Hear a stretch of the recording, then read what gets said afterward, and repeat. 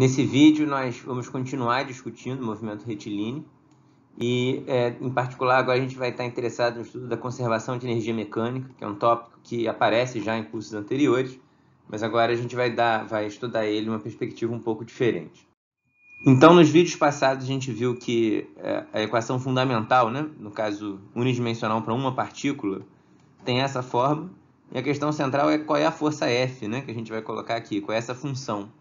E aí a gente já estudou um caso mais simples, primeiro, muito importante para a física, que é o caso das pequenas oscilações em torno do equilíbrio. E nessa modelagem a gente viu que numa primeira aproximação, um tratamento mais simples, a gente pode dizer que essa força depende só da posição e é dada lá pela expressão da lei de Hooke. E a gente aqui vai então continuar ainda supondo forças que não dependem da velocidade. Essa é uma aproximação que muitas vezes não é boa, mas a gente vai fazer ela nesses primeiros vídeos e depois a gente vai ver como é que são efeitos de velocidade. Então agora, quer dizer, a gente vai analisar essa equação, supondo justamente que ela é uma função apenas da posição, mas agora a gente vai tratar ela como uma função genérica. E aí a gente vai, então, buscar soluções para essa equação nesse vídeo, que a ideia é a seguinte, como a gente disse, em princípio tem uma modelagem física profunda para descobrir quem é esse F.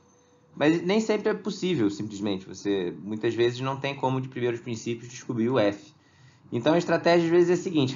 Tenta resolver para um F qualquer, ver o mais longe que a gente consegue chegar. E, em particular, se a gente conseguir extrair dados observáveis, a gente pode começar, a partir do experimento, a tentar ver, indiretamente, quem deveria ser o F para que você tivesse aquele resultado do experimento. Estou falando assim, está um pouco abstrato, mas eu vou mostrar ao longo da aula de hoje como isso pode ser feito. Então, quer dizer, só destacando que muitos casos que a gente está acostumado, eles entram dentro dessa descrição, tá?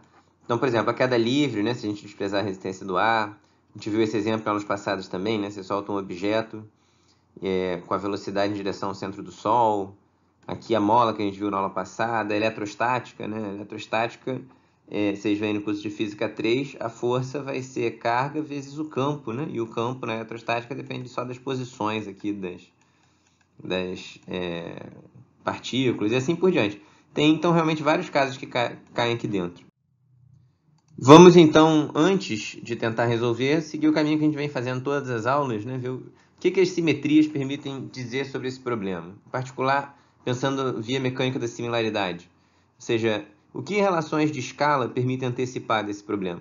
Então, a gente não pode falar nada sobre o espaço. Quer dizer, nos vídeos passados a gente fez transformações do tipo levar o x em alfa x. Só que, por enquanto, não dá para falar nada sobre isso, porque a gente não conhece a dependência da força com x. Ela, por enquanto, é arbitrária. Então, a gente não sabe como a força escala com a posição, então mudança de escala na posição é inútil. Mas a gente pode escalar a massa e o tempo. Então, imagina que você pega a massa e multiplique por gama, você pega o tempo e multiplica por beta. Para a equação de movimento ficar invariante, o que você precisa? Você precisa, se você multiplicou a massa por gama, que ganhou um fator gama, aqui você multiplicou por beta, como tempo está ao quadrado, fica beta ao quadrado. Então, gama precisa ser beta ao quadrado, pronto. Então, a gente daqui imediatamente já vê que se a força independer da massa, né? Caso a força dependa da massa, como no caso gravitacional, eu teria que mexer aqui também. Mas supondo que a força independa da massa, a gente vê que a razão entre as massas está para a razão dos tempos ao quadrado, né? Então, em particular, se o movimento for periódico, a gente já sabe de cara, só por argumento de escala, que o período vai ser proporcional à raiz de n, tá? Nota que isso aconteceu lá no caso da mola que a gente estudou, e agora a gente está mostrando, cara, qualquer f de x, qualquer um que você coloque aqui, se ele independer da massa, o período é proporcional à raiz de n. Se depender da massa, aí não vale, tem que ver como que esse cara escala com a massa. Então agora, quer dizer, nota a primeira coisa que é muito difícil a gente resolver essa equação. Equações diferenciais, elas são conhecidamente difíceis de você resolver no caso geral.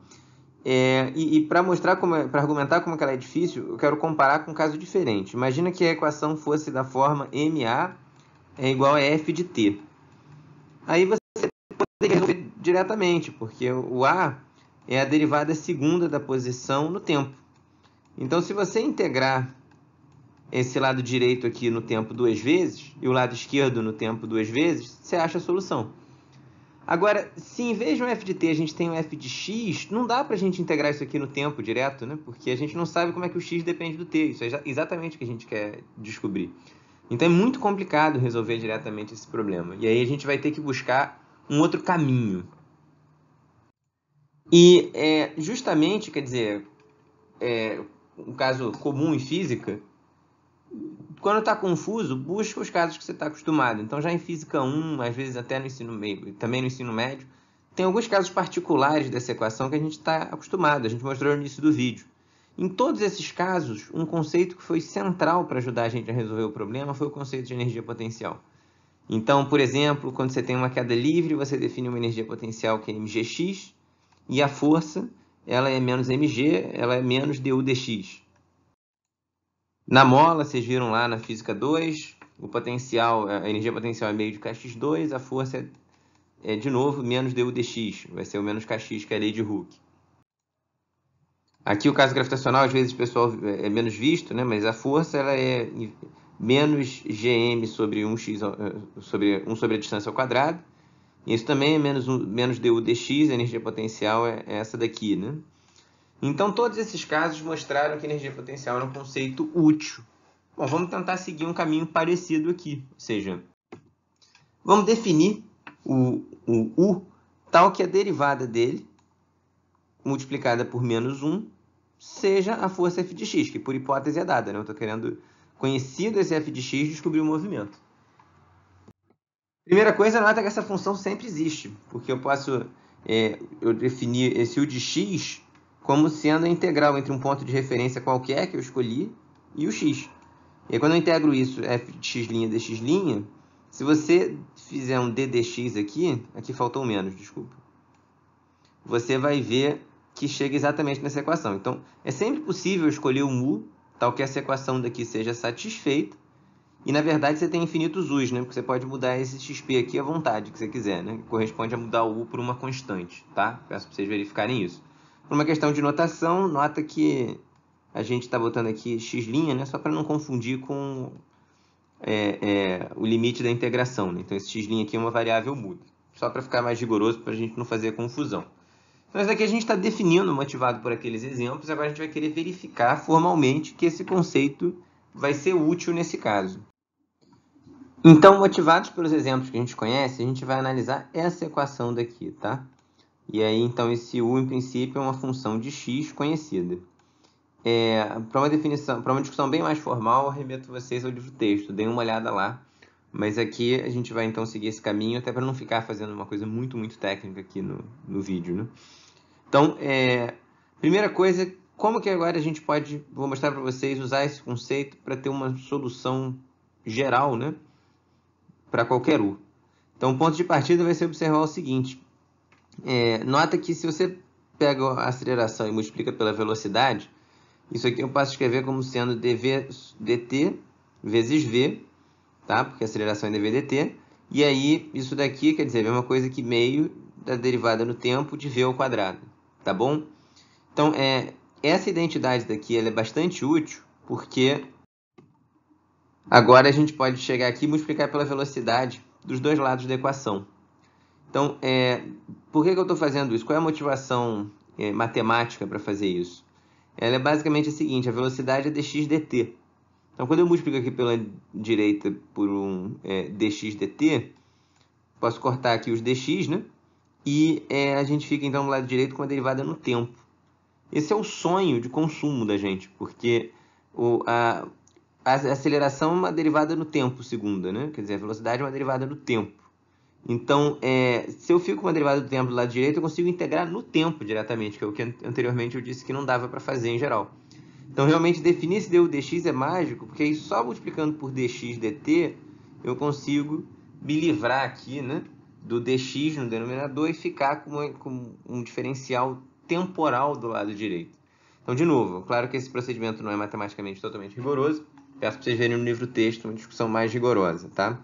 Mas depois, quem tiver curiosidade na aula, eu posso tornar isso mais rigoroso e dizer qual é a condição exata, né, para isso aqui funcionar. Mas, então, o que acontece?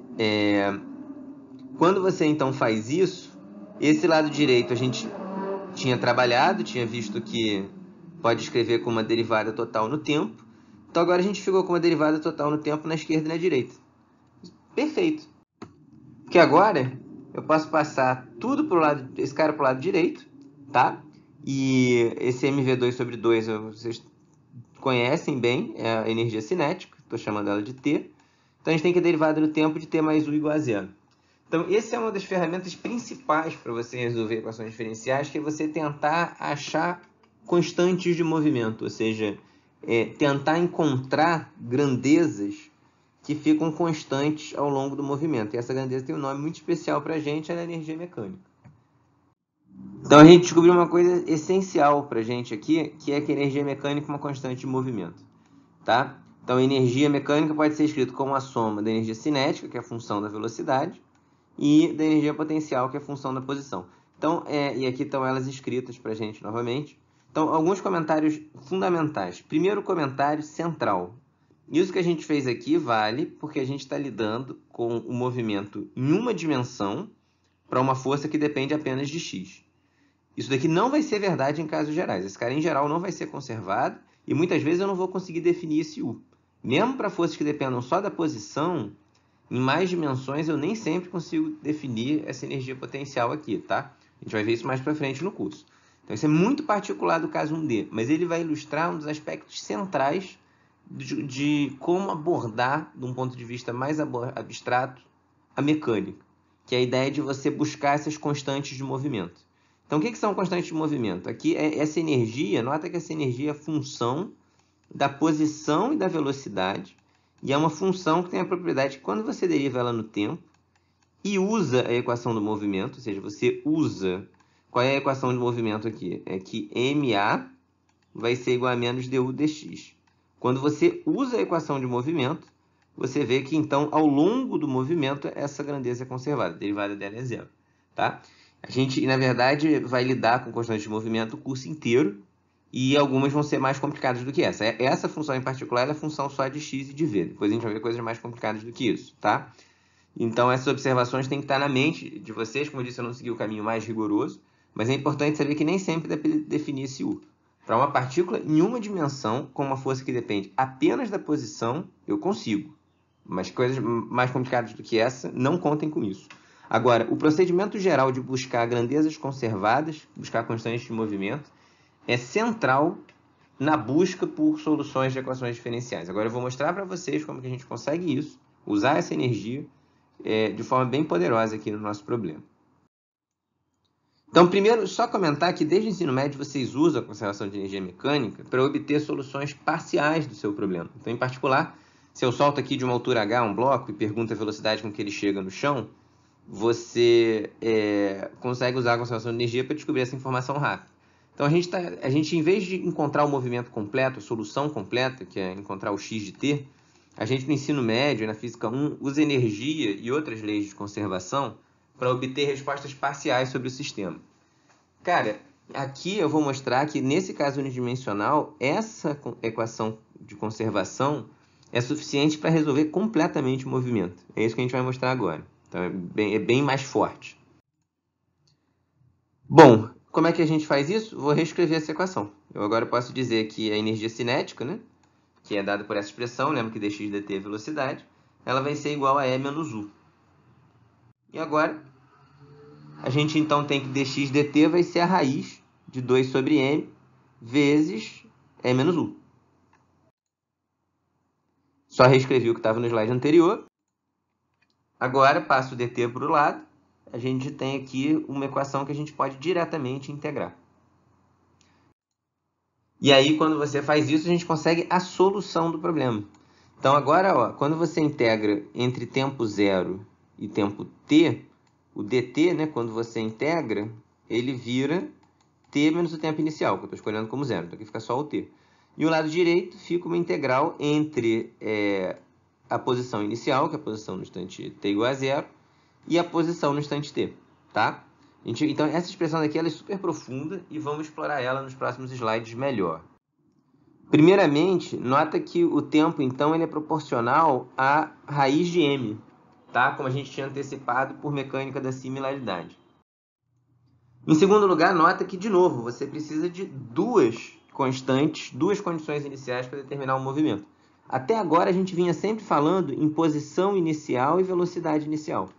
Essa maneira de escrever, a gente está usando como condições iniciais a posição inicial e a energia, tá? Que é uma grandeza conservada no movimento. A energia, ela é a função da posição inicial e da velocidade inicial, como todos os demais parâmetros do problema. Então, a gente vê que é conveniente aqui para a gente escrever a solução geral, a gente conhecer a posição inicial e a energia do problema. Então, isso aqui é uma coisa que vai acompanhar a gente ao longo do curso de mecânica todo. Resolver diretamente uma equação diferencial é complicado, mas se a gente encontrar constantes de movimento suficiente, a gente consegue usar essas constantes para escrever a solução em termos de uma integral, tá? Então, nota que agora não é mais uma equação diferencial ordinária. Eu te dou um mu de x, você joga nessa equação, faz essa integral e você tem a solução. Você tem lá o x de t. Em geral, pode ser de uma forma implícita, pode ser complicado, mas ele está aqui dentro, não é mais uma equação diferencial ordinária. Para esse problema que a gente fez, que era uma partícula em uma dimensão, bastou o conhecimento de uma constante de movimento, que é a energia, para resolver o problema. Em mais dimensões e com mais partículas, vamos precisar de mais. Então, uma discussão bonita e importante do curso de mecânica é: quantas constantes de movimento a gente precisa para resolver completamente o problema? Essa é uma discussão abstrata que eu vou jogar bem mais para frente no curso, mas aqui a gente viu que em uma dimensão com uma partícula basta energia, tá? E aí isso aqui é o que o pessoal às vezes chama de reduzir o problema à quadratura, porque agora a gente deixou a solução em termos de uma integração, certo? Para ganhar mais intuição sobre essa fórmula abstrata, vamos aplicar ela em um exemplo. Então aqui eu só estou repetindo a equação do slide anterior. Como é que vai ficar para o caso da partícula livre? Então, na partícula livre, esse u de x', ele é uma constante, né? Porque o f de x é zero. E aí, então, esse u de x é uma constante que eu posso escolher como sendo zero, sem nenhuma perda de generalidade. Então, eu posso tirar aqui, então, raiz de e para fora da integral, porque esse cara ficou zero, né? E aí você fica simplesmente com essa integral, que nada mais é do que x de t menos x0. E nota o seguinte, esse cara daqui, peço para vocês pausarem o slide e verificarem, ele é nada menos, nada mais do que 1 sobre a velocidade. Tá? Nota que se a energia potencial é zero, esse E é nada mais é do que a cinética. Façam a conta. Ou seja, o tempo vai ser x de t menos x0 sobre v. Voltamos lá à equação do ensino médio, né, para o MRU. Por um caminho bem mais complicado, mas que é um caminho que funciona para qualquer u de x'. Partícula livre você já conseguia resolver, não tinha problema. Mas agora eu estou dizendo, qualquer u que você bote aqui, você consegue resolver usando esse método. Façam o caso do oscilador harmônico como exercício e levem para o nosso encontro qualquer dúvida. Ou seja, agora coloca nesse u de x', coloca o meio de k x' ao quadrado, tá? E aí vocês tentam achar lá a solução, né, que envolvia lá os senos e cossenos. Primeira coisa é a seguinte, você pode falar, pô, mas deu muito mais trabalho e tal. Mas, de novo, no caso do oscilador harmônico, era um problema relativamente simples. E aí a gente estava procurando uma função quando você deriva duas vezes, dá proporcional a menos zero. E aí, bom, até no chute, às vezes você chega no seno e no cosseno. E a gente, no vídeo passado, viu um caminho interessante para chegar nele, usando o determinismo newtoniano. Mas, de novo, se eu te der um u de x qualquer, é muito difícil você resolver diretamente a partir da EDO. E aqui é uma coisa totalmente geral, totalmente rigorosa, tá? Que vale para qualquer u de x. Isso é que é importante destacar. Então, nota que o conhecimento de u de x, ele permite obtermos a solução completa do problema. Agora, só destacando, quer dizer, desde lá de Física 1, que a gente vê que conhecendo o u de x, até graficamente, a gente consegue determinar várias propriedades do movimento sem nem precisar fazer conta, né? Então, por exemplo, aqui está um u de x qualquer. Nota que se eu der essa energia que está aqui, essa linha tracejada, se eu colocar minha condição inicial entre qualquer ponto aqui, entre x1 e x2, o que vai acontecer é que eu vou ter um movimento oscilatório, né? Então, se eu coloco, por exemplo, a partícula inicialmente aqui, nota que a força é menos du dx, então a força vai apontar na direção dessa direção daqui, né? Quer dizer, vai apontar na direção em que a energia potencial diminui. Então, no caso, a força vai estar apontando para a direita, né, no sentido de x positivo. Então, se eu solto a partícula desse ponto com velocidade para a direita, ela vai vir para a direita, tá? Aí aqui ela está acelerando, a força está acelerando ela e tal. A partir desse ponto aqui mínimo, esse ponto mínimo é onde a força é zero, né, nula. Esse PM que está aqui é o ponto de equilíbrio estável. Então, se ela passa desse ponto, agora a força está para a esquerda. Então, ela desacelera e vai parar no ponto 2. Que é quando a energia é igual à energia potencial. Então, a cinética é zero. Zerou a velocidade, aí ela volta e fica oscilando para sempre aqui, tá certo? Nota em particular que se você conhece o de x, a gente agora pode expandir inteiro aqui em torno do xm. Se estiver bem perto do xm, consegue fazer a análise harmônica que a gente fez no último vídeo.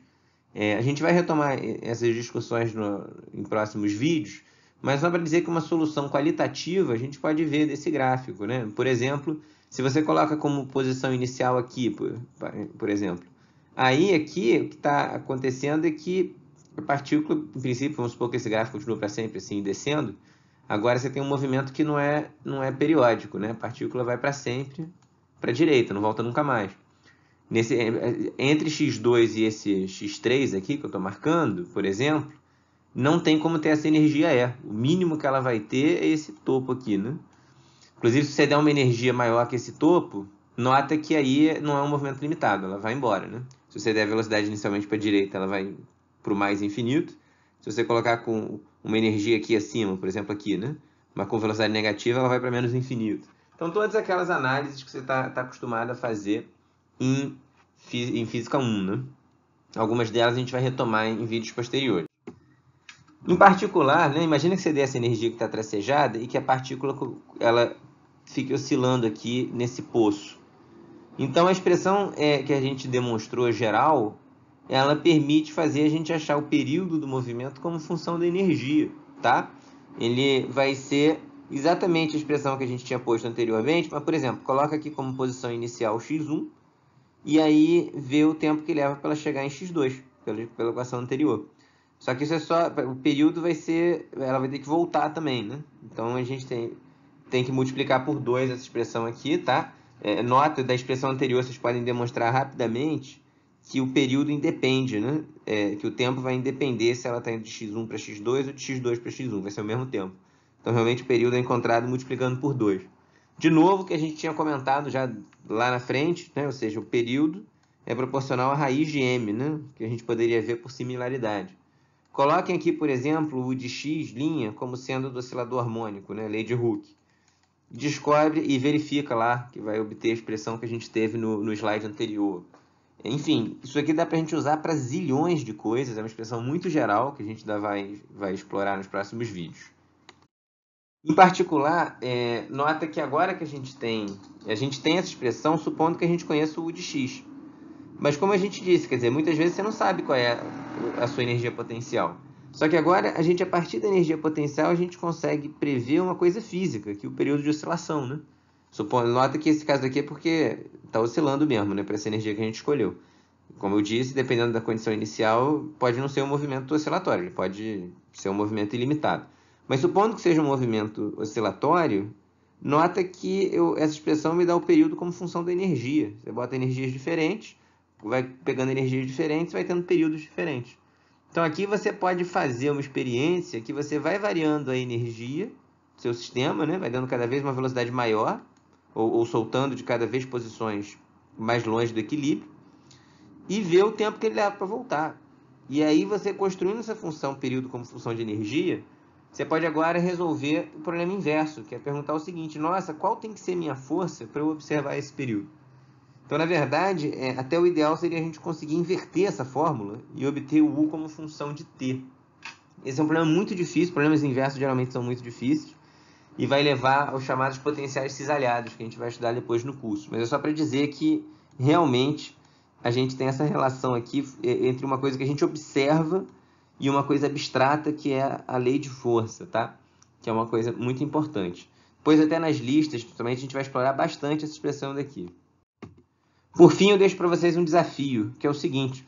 Nota que você tem um movimento periódico, quando você está aqui em x1, como a gente disse, a energia potencial é igual à energia mecânica. Por isso que ele volta, porque a energia cinética fica zero. Cara, olha que louco. Aqui no denominador, você fica com zero. Quer dizer, dividir por zero não é uma coisa muito boa, né?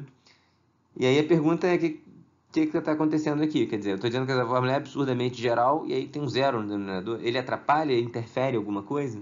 A resposta é não, a gente sabe que não. Quer dizer, pensa no oscilador harmônico, o tempo que ele passa aqui próximo desse ponto não é infinito, né? Quer dizer, então, fisicamente, de alguma maneira, esse infinito não está atrapalhando, mas fica como desafio, pensem nisso, qualquer dúvida tragam para o nosso encontro. Então, isso encerra esse vídeo e depois a gente vai explorar bastante as consequências disso aqui em listas e nos próximos vídeos também.